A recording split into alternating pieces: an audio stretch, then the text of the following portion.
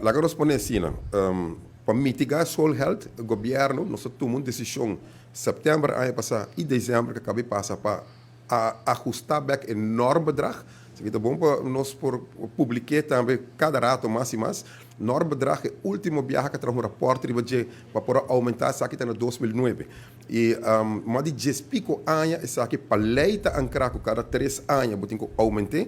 Nós fazemos um estudo de budget, esse aí está com 6,4 milhões atrasado, 50% nós ajustamos em setembro, tem que voorjaars nota, e tem begroting em 2024 é outro 50%. Então, estruturalmente, nós track bem mais de 10 anos de retraso de enorme bedrag, consumo de 6,4 milhões de florins. Esse aí está desembocado, que cada escola bestuur haya hopi placa adicional, que nós temos como retraso.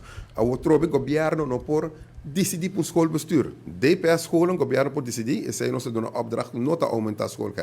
E outros textos não está quedando não, se não quer ou se tem necessidade. Com nós podemos nós percurar para não haya mais placa e tem escola bestuur que haya mais que 1 milhão de florins adicional estruturalmente para por mitigar a parte.